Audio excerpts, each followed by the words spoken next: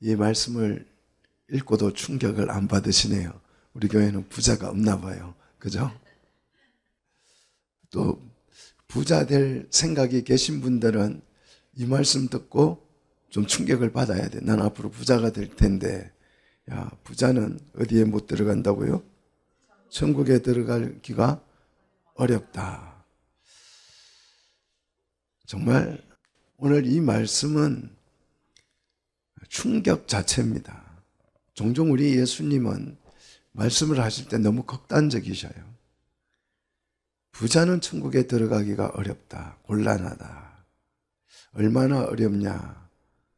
낙타가 바늘길을 통과하는 것보다 어렵다. 예, 여러분, 우리 교회에서도 지금 바늘길 끼라 그러면 한 번에 깰 만한 사람이 별로 없을 거예요. 몇 번 실패하죠? 그 작은 실도 바늘길을 통과하는 것이 사실상 어렵습니다. 그런데 나귀가 무슨 재주로 바늘길을 통과합니까? 이거는 불가능하다는 말과 전혀 다를 바 없는, 표현상은 곤란하지만 이 실제 의미로 보면 가능하다, 불가능하다, 불가능하다는 뜻이에요. 우리는 이 말씀에 예수님의 이 말씀에 대해서 어떻게 반응해야 합니까? 주의 말씀이 오니 무조건 아멘입니까? 그렇게 말하기에는 곤란해요. 세상에 부자가 얼마나 많은데, 그죠? 그 사람들 다 예수 믿으나 안 믿으나 다 어디 간다? 예, 지옥 간다. 뭐 이런 얘기잖아요. 천국에 못 들어가면. 그래서 이 말씀을 듣고 아멘, 아멘이라고 하기보다는 왜요? 라고 물어봐야 될 것 같아요.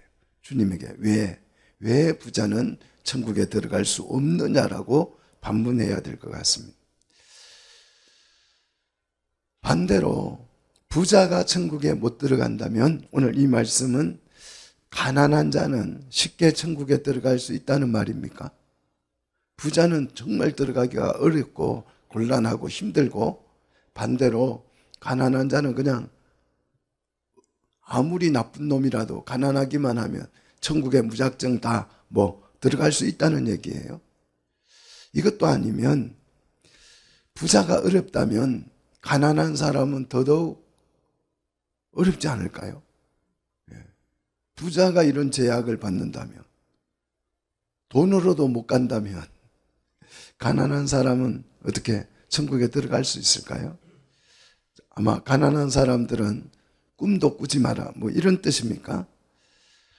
이 말씀이 가만히 생각을 해보면 우리에게 엄청난 파장을 일으키고 있습니다. 저는 이 말씀을 듣고 고민이 많아졌어요. 천국에 들어가냐 못 들어가냐가 소유의 문제다 이거예요. 그렇잖아요. 부자는 천국에 들어가기가 곤란하다 했으니 이거는 천국에 들어가냐 못 들어가냐가 뭐의 문제다? 소유의 문제다. 천국은 돈이 많고 적음에 달려 있습니까? 왜 부자는 천국에 들어갈 수 없다라는 이런 극단적인 말씀을 하셔서 우리 마음속에 이런 의구심이 들게 하느냐 이 말. 또 부자라고 하는 기준도 애매모호해요. 얼마가 있으면 부자예요? 한 100억 정도 있으면 부자입니까? 요즘 100억은 부자가 아니에요. 아파트 사고 나면 겨우 조금 남아요. 그렇지 않아요? 예. 한 1000억이 있으면 부자 소리 들을 수 있습니까? 이 부자의 기준도 정말 애매모호한데 오늘 이 예수님의 말씀이 그래서 너무 황당하다는 거예요. 부자는 천국에 들어가기가 어렵다라는 이 말이 논리적으로 너무 이해가 안 됩니다. 선진국 사람들에 비해서 나는 가난하죠. 우리는 가난합니다. 그런데 아프리카 사람들에 비하면 우리는 엄청난 부자다. 핸드폰 이런 거 들고 다니면 사람들이 정말 놀래 자빠져요. 우리나라 사람들이 이 갤럭시 이런 거 고급스러운 거 들고 다니면 가난한 나라 사람들은 꿈에도 못 꾸는 거잖아요. 꿈에도 소원 뭐 스마트폰 아니겠어요? 자, 그러면 도대체 어떤 부자가 못 들어간다고 하는 것인가? 자, 천국에 들어가는 것도 경제적 형편에 따라서 난이도가 다르다. 그런 얘기입니까? 미국 비자처럼 가난한 사람은 그냥 예수 천당만 외쳐도 쉽게 천당에 들어가고, 부자는 예수 천당 아무리 외쳐봤자 천당에 들어가기가 어렵다. 이런 논리가 여러분 이해되세요? 아무리 해석을 해봐도 의미가 분명하지가 않아요. 오늘 본문을 보시면 재물이 많다는 이유로 천국에 들어가기가 어렵다는 이 말씀을 여러분 한번 설명을 좀 이해되게 해 주십시오. 한번 해보십시오. 왜 부자가 천국에 못 들어갑니까? 지금까지 우리가 믿어왔던 구원의 원리는 예수 믿으면 부자도 가난한 사람도 다 구원을 받고 천국에 들어간다. 뭐 이런 거 아니었어요? 그래서 부자 보고도 예수 믿으라고 전했고 가난한 사람에게도 예수 믿으라고 전했잖아요.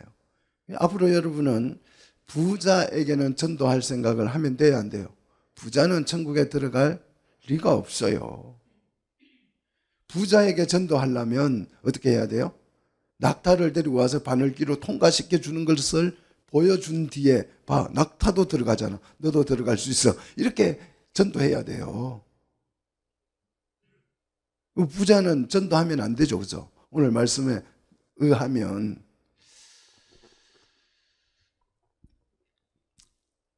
지금까지 예수 믿으면 구원을 받는다라고 그렇게 우리가 전도해왔고 그렇게 가르쳐 왔는데 갑자기 우리 예수님이 어느 날 하루아침에 말을 싹 바꿔서 부자는 천국에 들어가기가 거의 불가능하다. 불가능하다. 이 말씀 여러분 이해가 되십니까? 따라합시다. 우리 주님은 변덕쟁이, 너무 변덕이 심해. 어제 아래까지 누구든지 주의 이름을 부르는 자는 다 구원을 받는다더니 금세 뒤돌아서 가지고는 부자는, 우리 예수님이 부자하고 원수졌습니까?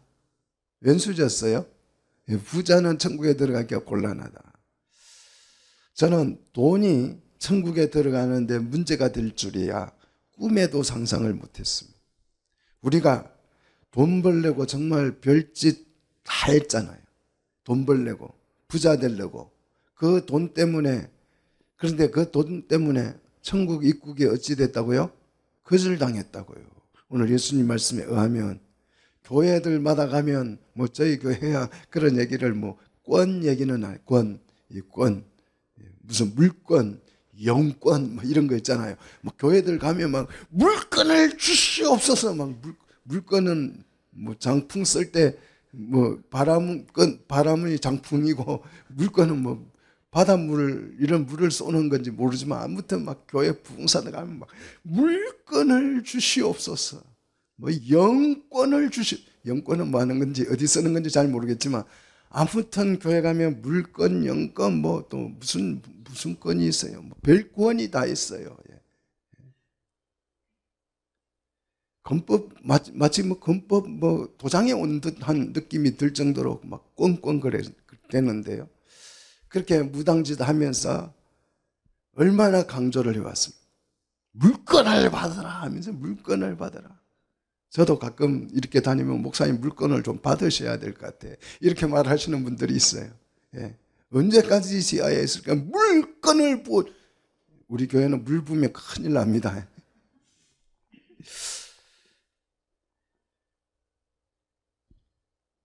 그런데 우리 주님이 정말 야속하게도 부자는 천국에 들어갈 수가 불가능하다, 이렇게 말씀을 하죠. 저는 이렇게 말씀하신 이유를 모르겠어요. 여러분은 이 말씀을 어떻게 이해했습니까?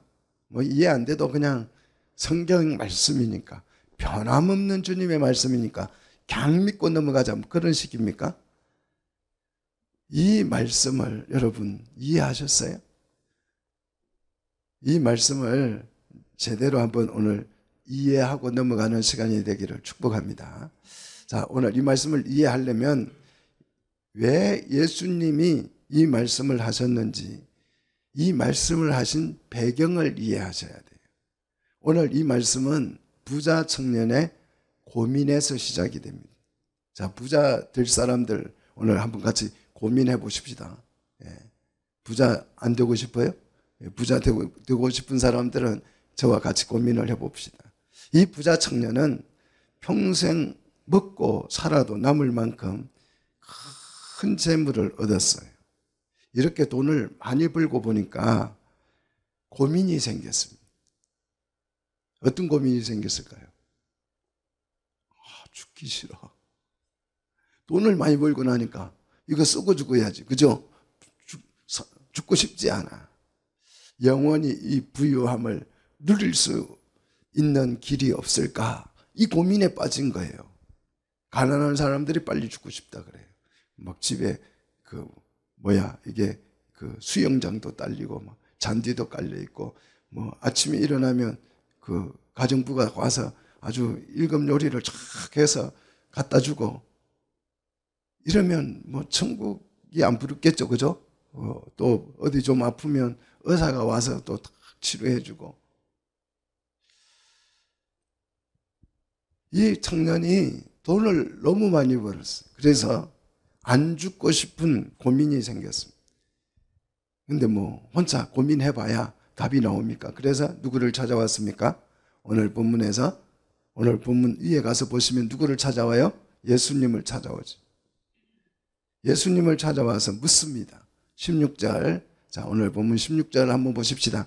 선생님이여, 내가 무슨 선한 일을 하여야 영생을 얻으리까? 이렇게 질문을 합니다. 자, 이 질문에서 이 청년의 어떤 신앙적 사상을 엿볼 수가 있어요. 자, 인간보죠.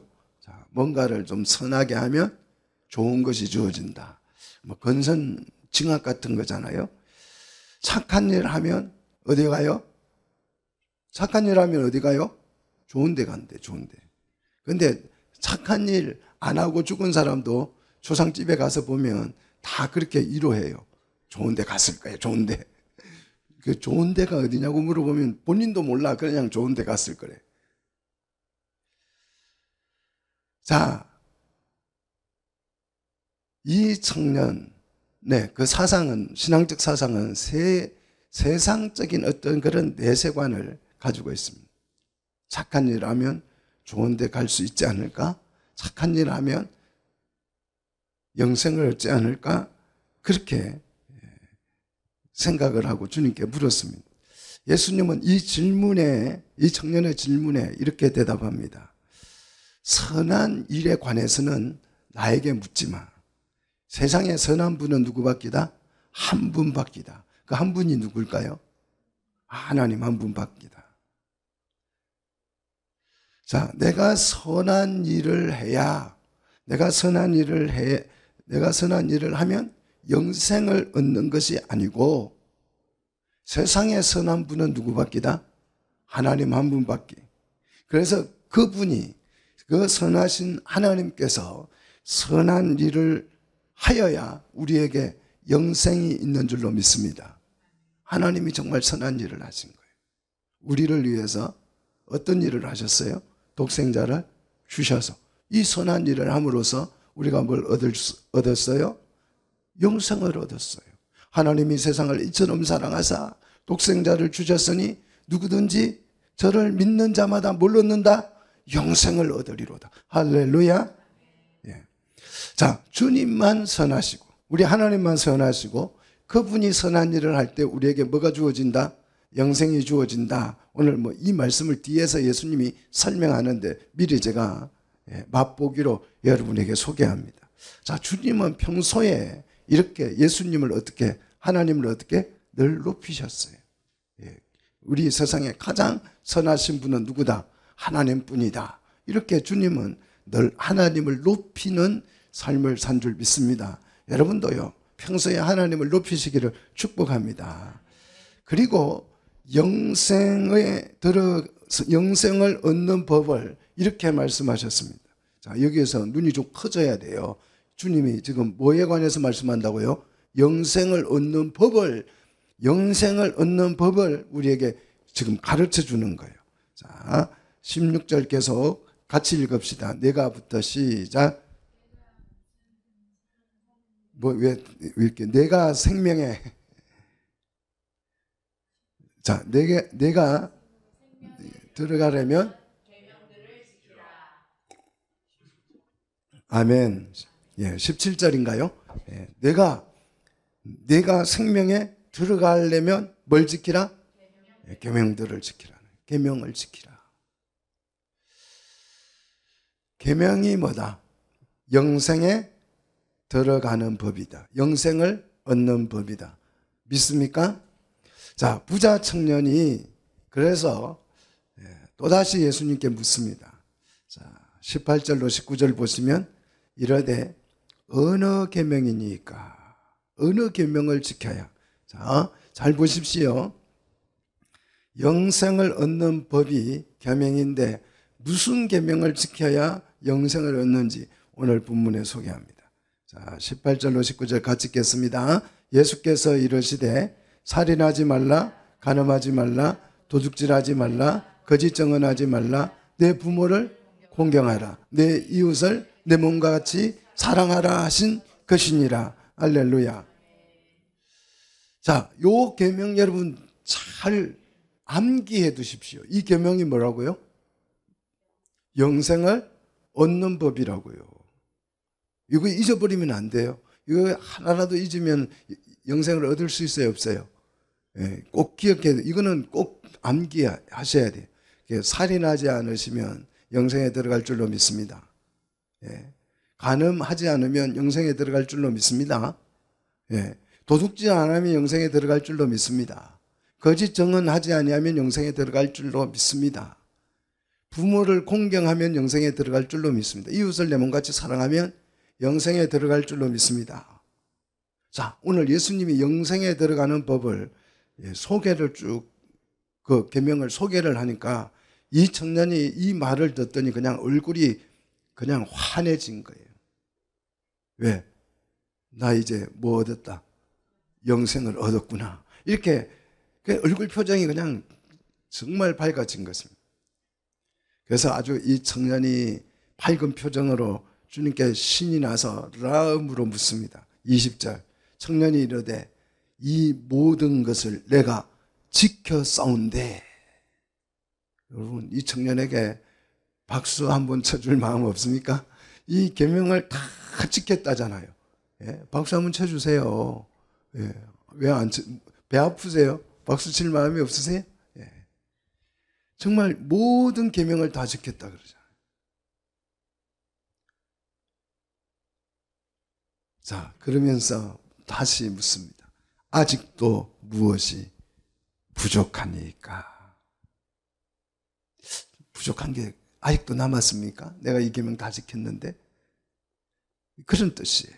정말 이 청년의 경건의 능력 대단하지 않습니까? 우리 목회자들 가운데 이렇게 이 청년처럼 말할 수 있는 사람이 몇이나 될까요? 우리 교인들 중에서 이 청년처럼 이 계명을 다 지켰습니다, 이렇게 자신 있게 말할 수 있는 사람이 과연 몇 명이나 될까요?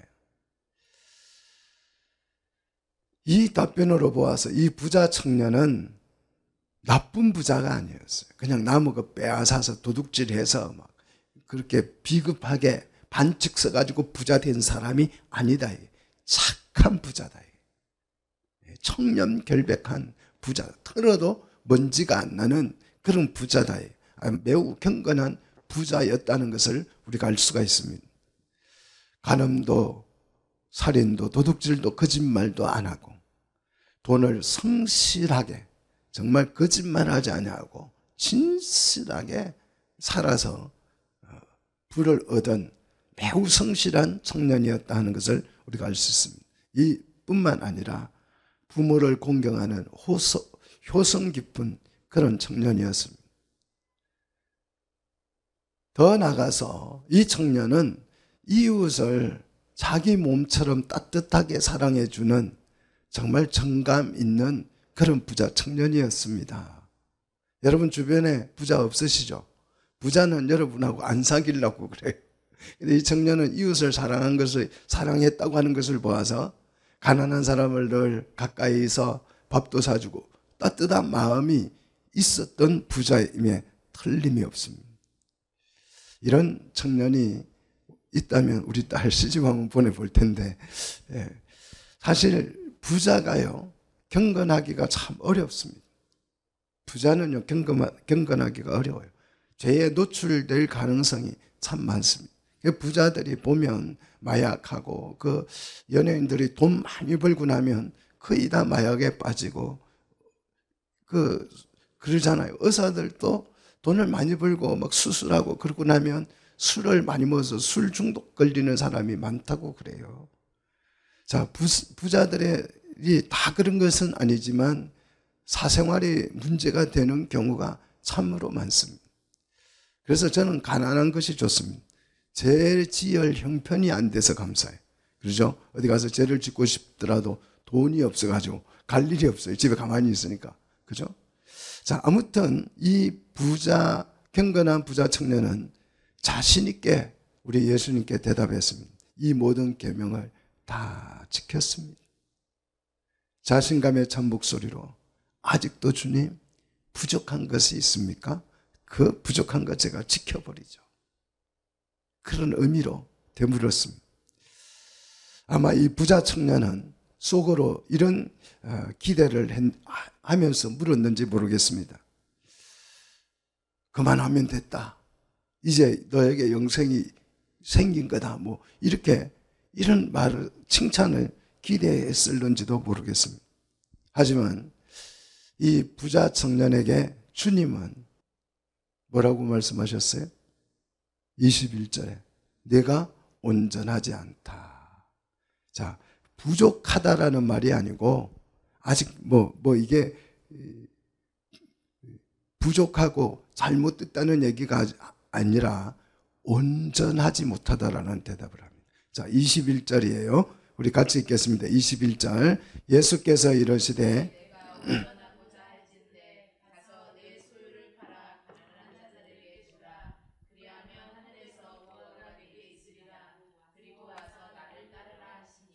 자, 온전하고자 할진대. 다른 말로 표현하면 온전하지 않다는 뜻이죠. 그죠? 계명을 다 지키기는 했는데 그게 지킨 것이 온전하지가 않다. 그렇게 주님이 말씀합니다. 그럼 온전해지려고 하면 어떻게 해야 되느냐? 자, 21절 가서와 와서가 있죠? 가서와 와서에다가 여러분 동그라미를 딱 쳐놓으십시오. 가서 뭘 해야 되느냐? 내 소유를 팔아 가난한 자에게 주라. 그리하면 하늘에서 뭐가 있다? 보화가 내게 있으리라. 그리고 와서 또 가래 해놓고 주님은 다시 오라 그러죠. 우리 주님을 만나려면 왔다 갔다 몇 번 해야 돼요. 그죠? 왔다 갔다 자주 해야 됩니다. 가서 할 일이 있고 와서 할 일이 있어요. 자, 와서 뭐 하라고요? 나를 따르라 했습니다. 자, 이 말씀을 가만히 듣고 있다 보면 우리 주님은 변덕쟁이를 넘어서 이제 터집쟁이 같아요. 터집쟁이. 그러잖아요. 딱 터집을 잡잖아요. 계명 다 지켰다고 하니까 뭐라고 합니까? 아니야. 다 지킨 게 아니고 온전한 게 아니야. 살인하지 말라. 아, 살인 안 했는데요. 그러니까 마음으로 미워하는 것도 살인이야. 할 말이 없잖아요. 나 간음하지 않았는데 마음으로 음욕을 품는 자마다 다 간음했느냐. 우리 주님은 굉장히 터집을 잘 잡아요. 그러니까 다 지켰다고 하면 또 다르게 이렇게 핑계를 대서 그게 아니야, 부족한 거야. 우리 주님은 그렇게 말씀하셔요. 그런 것 같지 않으세요? 예? 오늘 예수님이 이 말씀이 터집입니까? 자, 이 말씀의 의미를 제대로 여러분 이해하셨습니까? 성경을 잘 모르면요, 이런 말씀들이 사실 의미 이해가 잘 되지 않습니다. 자, 계명을 완성하는 법을 아셔야 돼요. 계명을 완성하는 법. 자, 계명은 어떻게 완전해지는가? 로마서 13장 8절로 9절입니다. 한번 찾아서 같이 보도록 하겠습니다. 8절로 9절.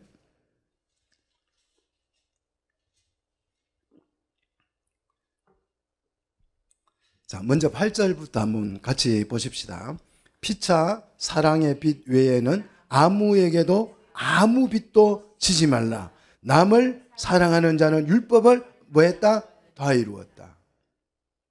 앞에서 예수님이 율법을 대여섯 가지 그냥 나열을 했지만, 6가지나 막 나열을 했지만,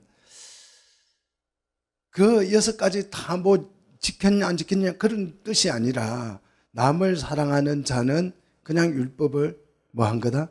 다 이룬 거다.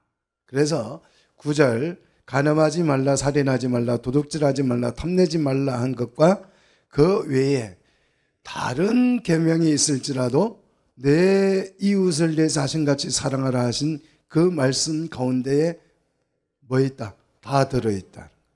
다 들어있다. 그래서 10절 같이 읽습니다. 사랑은 이웃에게 악을 행하지 아니하나니 그러므로 사랑은 율법의 뭐다? 완성이니라. 할렐루야. 이 말씀에 근거해서 예수님이 왜 소유를 팔아 가난한 자에게 주라고 하셨는지 이해가 되셔야 해요. 사랑이라고 하는 것은 그냥 입으로만 사랑하는 것은 사랑이 아닙니다. 입으로는 정말 우리가 친절하게 무슨 말이든지 다 할 수 있어요. 너무 예쁘십니다. 너무 잘생겼습니다. 너무 아름답습니다. 너무 훌륭하십니다. 그런데 그게 사랑이 아니에요. 사랑은 실제여야 합니다. 내 재물을 형제와 나눌 수 있어야 형제지. 그렇지 않으세요? 그걸 나누지 못하면 형제가 아니잖아요. 자, 그래서 21절을 계속 보시면, 오늘 본문 21절, 그리고 와서, 자, 다 재물을 다 이웃을 사랑하는 마음으로 재물을 나누어 주고 와서 나를 뭐하라? 따르라. 자, 지금까지 예수님이 이웃을 사랑하는 거, 살인하지 않고 간음하지 않고, 이거는 이웃을 사랑한다는 표현이에요. 이웃을 사랑한다는 표현, 이것이 계명인 줄 알겠습니다. 그렇죠? 그런데 와서 나를 따르라. 이거는 계명입니까? 아닙니까? 계명이 아니에요. 아니잖아요. 이 나를 따르라는 이 말이 이 계명과 무슨 상관이 있느냐 이 말이에요. 계명을 지켜야 영생을 얻는다면서요. 근데 이 말씀이 무슨 계명과 무슨 상관이 있어요? 이해가 안 되시죠? 자, 그래서 이해되도록 여러분에게 성경을 알려드리도록 하겠습니다. 요한복음 5장입니다. 요한복음 5장 39절이에요. 자, 요한복음 5장 39절 우리 같이 읽겠습니다. 너희가 성경에서 영생을 얻는 줄로 생각하고 성경을 연구하거니와 이 성경이 곧 내게 대하여 정언한 것이라. 할렐루야. 영생을 얻기 위해서 성경을 연구하고 계명을 연구하고 그렇게 사람들이 한다고 오늘 말을 합니다. 그런데 이 성경을 정말 열심히 연구하고 계명을 죽자 살자 연구해서 계명이 뭐다 하고 깨닫고 보니 정답이 뭐더라?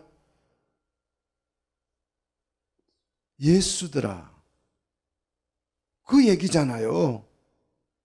너희가 성경에서 영생을 얻는 줄로 생각하고 성경을 연구하고 성경을 배우고 성경을 공부하고 성경을 읽고 통독하고 성경을 암송하고 다 하는데 그 성경의 해답은 뭐다? 이 성경이 곧 내게 대하여 뭐 하는 것이다? 정언하는 것이다. 성경을 이해한 사람이 찾은 성경의 해답은 뭐다? 예수다. 성경의 해답이 뭐라고요? 예수다. 성경을 읽고 예수님을 만났다 하는 사람은 해답을 찾은 사람.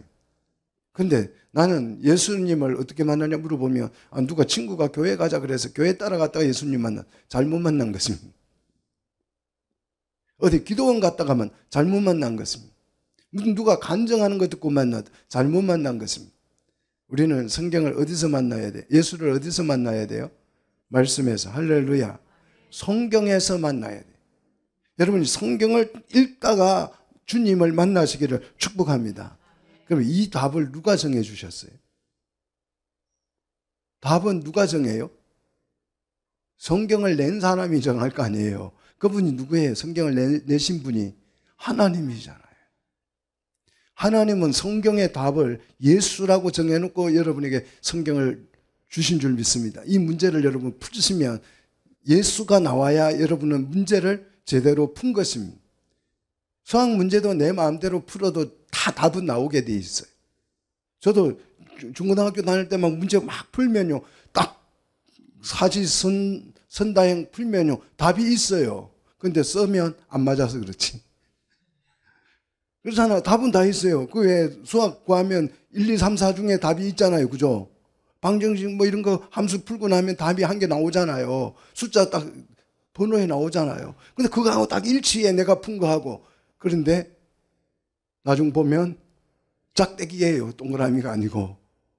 예. 여러분 성경을 읽고 예수를 찾으셔야 되는 줄로 믿으시기를 축복합니다. 예수를 찾으면 영생을 얻는 줄로 믿습니다. 자, 이 말씀을 들은 부자 청년이 금세 얼굴이 어두워졌어요. 왜 어두워졌냐? 22절. 계명을 지키면 영생을 얻는다고 하니까 그냥 완전히 기분이 좋아져가지고 또 더 지킬 계명 없습니까? 이렇게 설치던 이 청년이 오늘 예수님의 말씀을 듣고 죽을 상이 됐어요. 22절 같이 읽습니다. 그 청년이 재물이 많음으로 이 말씀을 듣고 근심하여 가니라. 근심해서 갔다. 경건하고 착한 부자 청년은 하루아침에 지옥에 갔다, 천당 갔다. 지금은 좋았다, 나빴다. 얼굴에 수심이 가득해졌습니다. 뭐 때문에요? 이 청년이 뭐 때문에 근심했다고요? 재물이 많음으로. 재물이 많음으로. 재물 많아도, 따라합시다. 재물이 많아도 걱정이다. 보세요. 이거 걱정하잖아요. 재물에 여러분 매이면 예수를 따를 수 있다 없다? 따를 수 없어요. 나는 안 그러는데 주님이 주기만, 많이 주기만 해도 나는 주님 잘 따를 텐데. 거짓말이에요. 돈 생기면 달라진다니까요. 나 얼굴 봐도 달라질 것 같잖아요. 그죠? 저도 저 얼굴도 그렇잖아요. 달라질 것 같잖아요. 그죠? 우리는 재물을 어떻게 처리할 것인가? 여러분 재물을 어떻게 처리해야 돼요? 금방 가르쳐줘도 모른다니까 봐. 팔아서 가난한 자에게 주라니까요. 여러분 재물을 어떻게 관리할 거예요? 팔아서 가난한 사람에게 주라는 거예요. 자, 이 말씀을 또 오해해가지고 야 우리는 무소유하자 이러면 안 돼요. 무소유하고 다른 거예요. 재물을 팔아서 가난한 사람에게 주는 것이 무소유를 주장하는 것은 아니에요. 기독교는 무소유가 아닙니다. 하나님은 여러분에게 뭘 주시기를 원하셔요?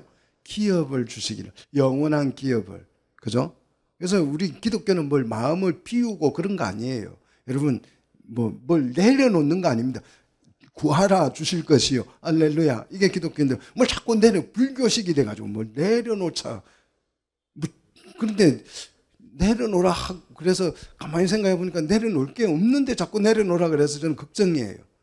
있는 사람들 얘기죠. 있는 사람들 뭐 많이 받아가지고 무거운 짐을 지고 있는 사람들 돈이 너무 많아가지고 근데 또 내려놓으라 그래서 나는 내려놓으면 뭐 주술 게 있는가 가서 봤더니 아무도 안 내려놓더라고요. 말로만 내려놓는다 그러고. 재물에 대한 애착을 이웃 사랑으로 바꾸라는 뜻이에요. 우리는 이웃을 어떻게 사랑할 것인가에 대한 말씀을 오늘 우리에게 주신 것입니다. 이웃을 우리는 어떻게 사랑해요? 내 몸처럼. 이 말씀을 예수님이 이렇게 표현한 거예요. 너의 소유를 팔아서 가난한 사람에게 주라. 그것이 이웃을 내 몸처럼 사랑하는 것이다. 우리 그리스도인은 소유의 지배를 받는 사람이 아니고 소유를 지배하는 사람인 줄 믿으시기를 축복합니다. 그래서 내가 소유가 있으면 힘이 생겨서 권한이 생겨서 내 소유를 이렇게 나눌 수 있는 힘이 있어야죠. 이해가 안 되세요? 내 소유를 나눌 수 있는 힘이 있어야 돼. 그 소유가 조그마한 거 생기면 이걸 그냥 주먹을 쥐고 이걸 못 나가지고 그런 소유의 지배를 받는 사람. 이 소유를 나누기가요. 쉽다 어렵다? 사실 어려워요. 착한 사람이 소유를 나누는 게 아니에요. 소유를 지배하는 사람이 소유를 나눌 수 있는 줄로 믿습니다. 이 사람이 진정한 그리스도인이라는 거예요. 자, 이제 본문으로 돌아가서 예수님이 하신 말씀을 살펴봅시다. 23절로 24절 예수께서 제자들에게 이르시되 내가 진실로 너희에게 이르노니 부자는 천국에 들어가기가 어려우니라. 다시 보십시오. 다시 너희에게 말하노니 강조한다는 거죠. 부자가 천국에 들어가기가 어렵다. 이 말을 다시 한 번 더 강조해서 표현한다는 뜻입니다. 그게 뭐냐? 낙타가 바늘기로 들어가는 것이 부자가 하나님의 나라에 들어가는 것보다 쉽다. 부자가 천국에 들어가는 것은 도무지 불가능해. 그 뜻입니다. 오늘 이 말씀의 배경은 부자, 경건하고 착한 이 부자 청년이 예수님의 말씀을 듣고 재물이 많음으로 근심하여 돌아가는 그 청년의 뒤통수에 대고 한 말이 아니고 누구에게 한 말입니까? 그 돌아가는 그 뒷모습을 보면서 예수님이 누구에게 하신 말씀이에요? 제자들에게 하신 말씀. 다행이다 우리는 부자가 아니어서. 그죠? 참 다행이다. 그죠? 죄송하지만 아직 여러분 안심하지 마십시오. 부자가 아니어도 걱정이 있습니다. 23절로 24절 말씀을 듣고 진짜 충격을 받은 사람들은 누구예요? 누굽니까? 25절 누구와 충격을 받았어요? 제자들이. 어떻게 충격을 받았어요? 몹시 놀라. 매우 놀랐다. 엄청난 충격을 받았다. 자, 이 말씀을 듣고 충격을 받은 사람은 부자가 아니고 누구였다? 제자들이었다. 제자들은 왜 충격을 받았을까요? 아하, 몰래 제자들이 돈을 많이 가지고 있었어. 부자였어. 알고 보니. 맞습니까? 아니면 그 갑부가 이렇게 가난한 척, 서민인 척 해가지고 제자로 이렇게 와서 따라다니는 거예요? 아니면 제자들이 왜 충격을 받아요? 이 말을 듣고 부자가 천국에 들어가기 어렵다. 야, 우리는 가난하니까 쉽게 들어가겠네. 뭐 이런 생각하잖아요. 그죠? 왜 이 제자들이 부자가 천국 들어가기 어렵다 말을 하니까 왜 충격을 받습니까? 여러분 이런 게 좀 궁금하지 않으세요? 성경을 읽을 때 이런 게 좀 궁금해져야 말씀이 이해가 될 거 아니에요. 그냥 우리 예수 믿는 사람은 궁금해 하지 말고 그냥 믿어도 그런 믿음이 안 자라요. 의미를 모르는데 말씀을 깨달아서 정답을 찾아야 내 신앙이 자라는 거지.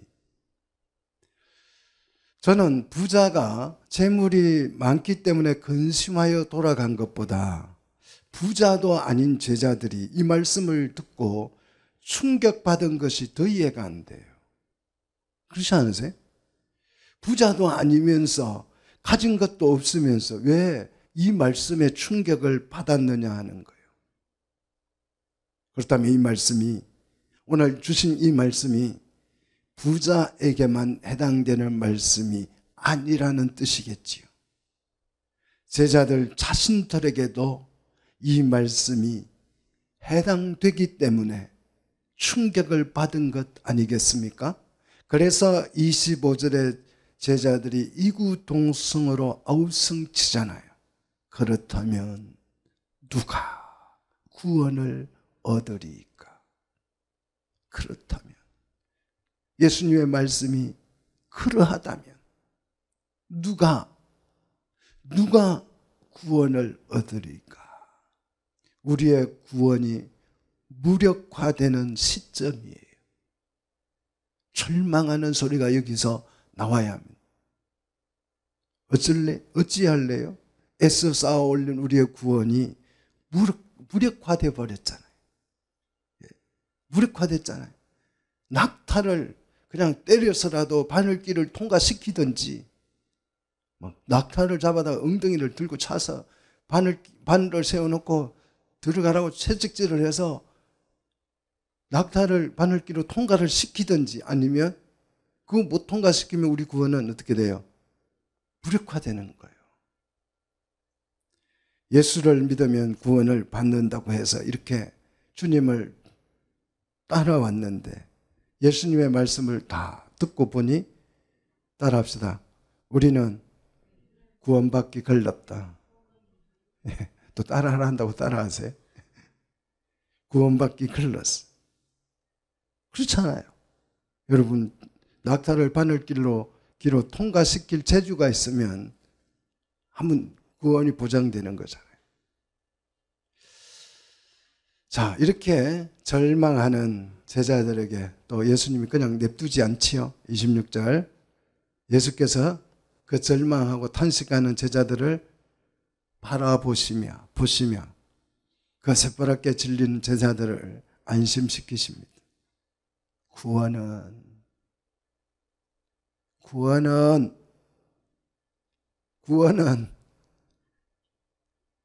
좀 대답을 하죠. 구원은, 제가 답을 원해요. 구원은 하면 여러분 답을 말씀해요. 구원은 하나님이 하셔. 그 얘기잖아요. 그들을 바라보십시오. 구원은 하나님이 하셔. 하나님이 다 하셔. 사람은 할 수 없어도 하나님이 하셔. 하나님께 영광의 박수 같은 거 이럴 때 막 쳐줘야 되는 거예요. 진짜.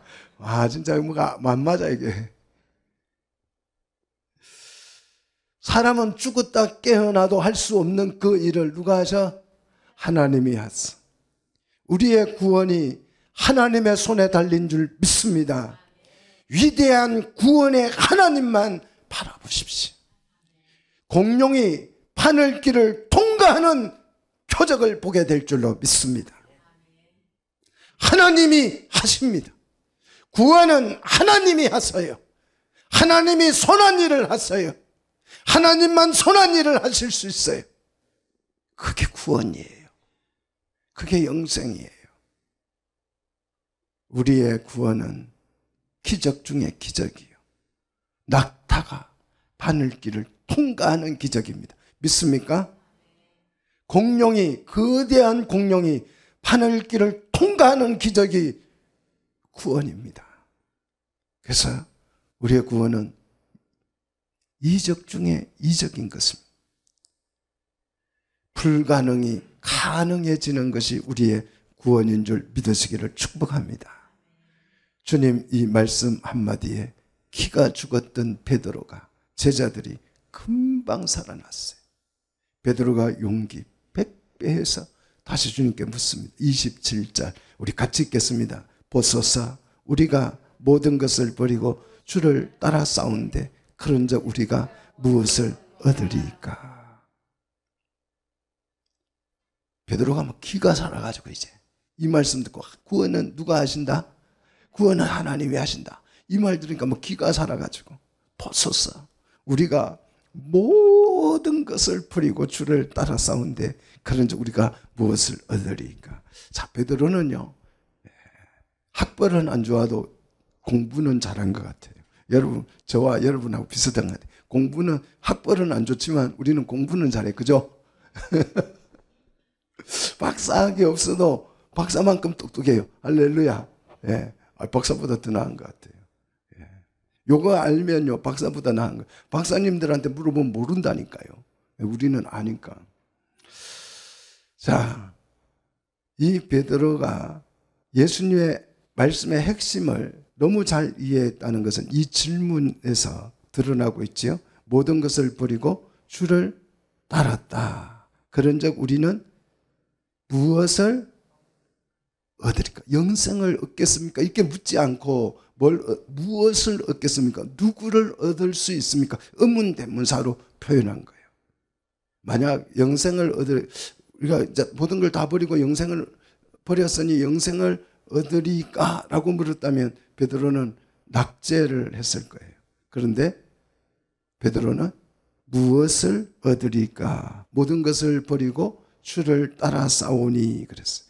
자, 모든 것을 버림이라고 하는 거. 자, 버림 왜 버려야 돼요? 왜 버려야 됩니까? 주를 따르려고. 믿습니까? 주를 따르기 위한 준비 작업이에요. 버리는 것이. 그러니까 버리는 게 목적이 아니에요. 따르는 게 목적입니다. 할렐루야. 따르는 게 목적이지 버리는 게 목적이 아니에요. 버리고 안 따르면 소용이 있다 없다? 없어요. 따르는 데 관심이 있어야 돼요. 자, 모든 것을 버리고 주님을 따르면 누구를 얻게 되는지 이제 한번 본문을 예수님의 설명을 들어보십시다. 무엇을 얻게 되는지. 자, 먼저 언제 얻을 수 있느냐? 모든 것을 버리고 주를 따를 때 언제 얻을 수 있느냐? 그게 28절입니다. 자, 28절. 예수께서 이르시되 내가 진실로 너희에게 이르노니 세상이 어떻게 돼요? 자, 잘 보십시오. 성경을 잘 보셔야 돼요. 세상이 어떻게 된다고요? 새롭게 돼요. 여러분 천국이 보이십니까? 예, 천국이 보여요? 세상이 새롭게 되는 게 천국이에요. 믿습니까? 예, 어디 뭐 천국에 저기 가 보니까 내가 가보니까 있더라.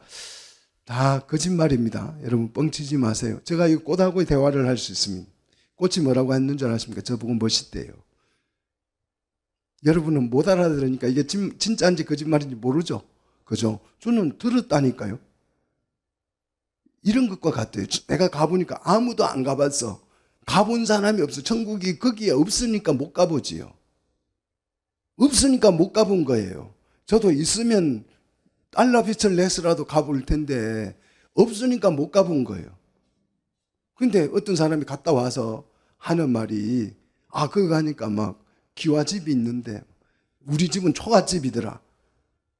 그래서 하나님이 나보고 열심히 헌금하고 열심히 막 하래. 기와집에 사는 사람 보니까 교회 다닐 때 내가 그 사람 봤더니 헌금 많이 했더라. 그래서 나는 내 집은 초가집이니까 참 안쓰럽더라. 그래서 교회 와서 헌금 많이 하세요. 기와집, 천국에 가면 기와집 생긴다. 이게 연옥설이나 뭐가 달라요? 면죄부하고 뭐가 다릅니까? 똑같은 거예요. 거짓말 뻥입니다, 여러분. 자, 세상이 어떻게 된다고요? 세상이 어떻게 돼요? 새롭게 돼요. 인자가 자기 영광의 보좌에 앉을 때에, 인자가 보좌에 앉을 때라는 말은 주님이 세상을 새롭게 된 이 세상을 뭐 할 때? 통치하실 때에, 다스리실 때에 우리는 무엇을 얻습니까? 나를 따르는 너희도 12보좌에 앉아. 여러분 12보좌를 얻을 줄 믿습니다. 이스라엘 12지파를 마하리라?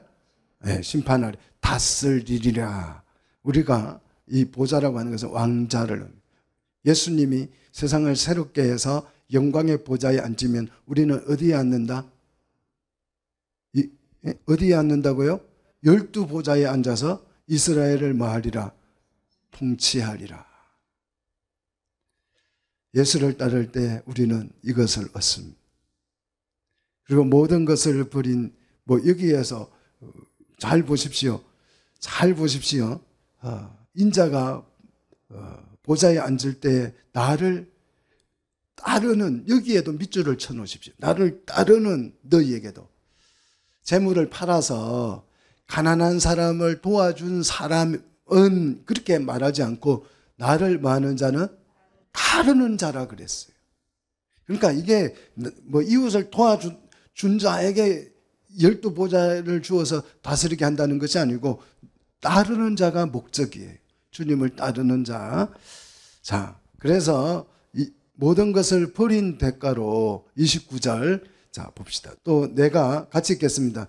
또 내 이름을 위하여 집이나 형제나 자매나 부모나 자식이나 전토를 벌인 자마다 여러 배를 받고 또 영생을 상속하리라.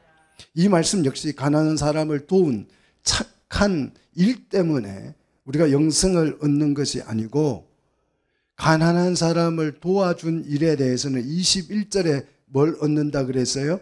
하늘에서 보화를 얻는다 그랬고, 여기서 집이나 형제나 자매나 부모나 자식이나 전토, 이거는 뭐예요? 우리에게 가장 소중한 것들이잖아요. 이거 말고 소중한 거 있습니까? 이게 제일 소중하잖아요. 이 소중한 것들, 이 말씀은 영생을 위해서 우리의 가장 소중한 것을 버리라는 말씀입니다. 다시 말해서 선택의 문제예요. 내가 가장 귀한 것보다, 내게 가장 귀한 것보다 내가 뭘 선택하면, 예수를 선택하면 그 뜻이에요. 내게 가장 소중한 것을 선택하기보다 누구를 선택하면? 예수님을 선택하면. 그래서 내 이름을 위하여, 여기도 내 이름을 위하여다가 여러분 밑줄 쳐놓으십시오. 나를 따르는 또 내 이름을 위하여 모든 것을 버리고 예수를 얻을 때, 둘 중 하나를 선택하게 될 때에, 선택할 때가 올 때에 내가 귀한 것을 취하지 아니하고 주님을 선택하게 될 때, 그 이름을 위하여 선택하게 될 때에, 그런 뜻이에요. 오늘 이 말씀 듣고 29절 읽어보고 집도 버리고 형제도 버리고 부모도 버리고 자매도 버리고 자식도 버리고 이러니까 집은 버리기가 좀 아깝고 형제는 그냥 냅둬도 괜찮고 자매도 뭐 있으나 마나 시집 가버렸으니까 부모는 이거 좀 버릴만 하네 해가지고 어디다 갖다 버려요? 양로원에 갖다 버려놓고. 그 말이 아니에요. 부모를 버리라는 말 아닙니다. 자식 키우기 이거 굉장히 곤란해. 돈도 많이 들고. 강아지 키우는 게 더 기분 좋지. 자식 이거는 말도 안 되고 애만 터주고 자식을 갖다 고아원에 그 말이 아니에요. 버리려면 여러분 교회에다가 전토를 버리시기를 바랍니다. 교회는 전토 갖다 버리면 굉장히 좋아해요.